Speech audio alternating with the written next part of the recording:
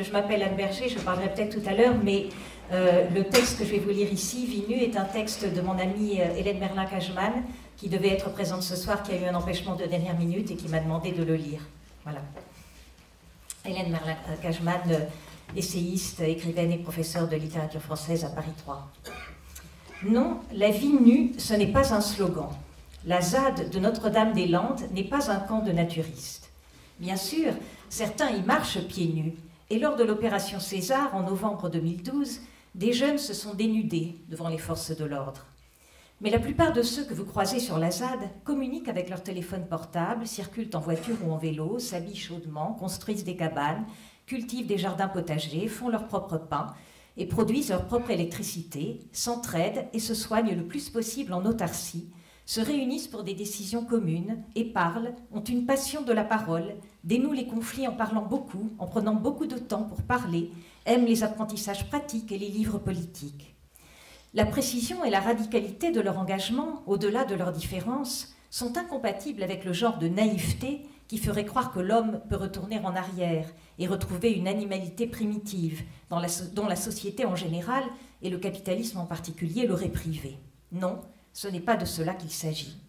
La simplification active que leur vie sur la ZAD projette et expérimente sans plus tarder est politique. Et c'est à ce titre qu'elle concerne la vie nue. Car la vie nue n'est pas, pour l'être humain, la vie animale. Il suffit d'observer. L'être humain est bien un mammifère, mais un mammifère très particulier.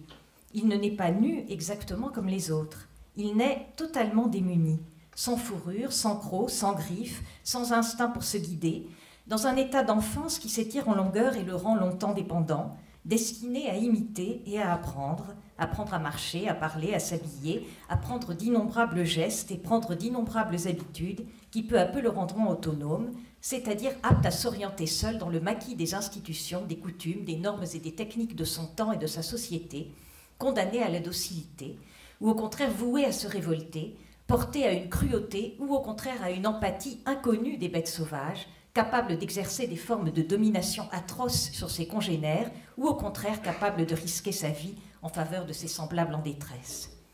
Mais chacun sait que la société ne remplit pas toujours la fonction protectrice qu'elle devrait avoir, puisque sans elle, nous ne pouvons pas survivre. C'est que la société est politique.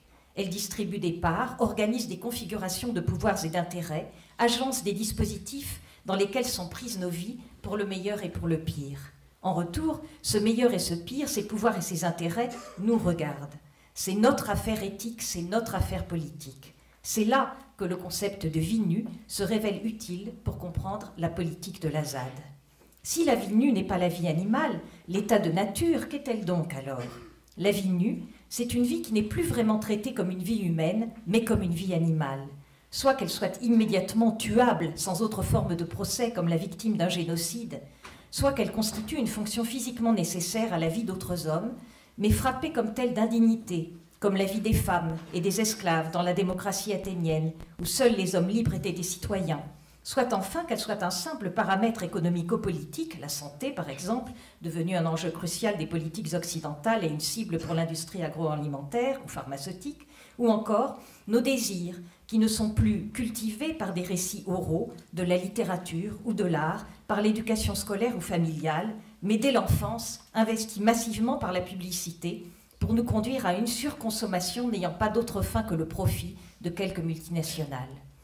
Ce que la vie nue révèle, c'est une division entre deux faces de l'existence humaine.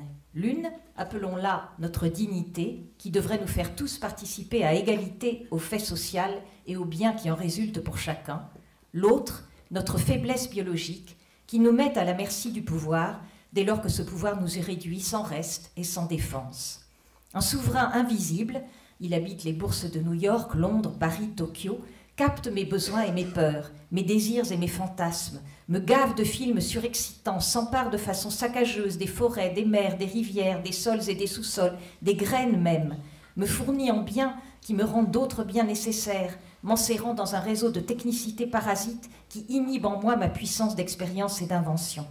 Un autre, à l'invisibilité plus spectaculaire, Daesh, me gave d'images vraies, meurtrières et mortifères, capte des énergies à l'abandon pour les lancer contre de supposés impurs.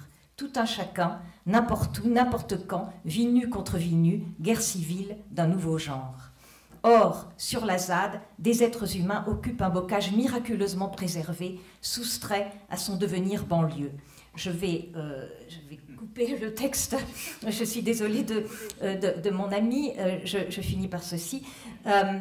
Donc, vie nue, dit-elle, j'ai brodé librement sur un concept élaboré par le philosophe Giorgio Agamben, librement parce que je voulais répondre présente à une phrase entendue sur la ZAD, la phrase « Je préfère ceux qui vont nu-pieds à ceux qui élaborent des théories politiques sophistiquées, parce que si tout le monde peut marcher pieds nus, tout le monde ne peut pas comprendre la philosophie. » Or, cette nudité active, nudité d'un retour à la culture et non pas à la nature, peut se jouer aussi dans l'exercice de la recherche, de la prise de parole des intellectuels. La ZAD est transposable.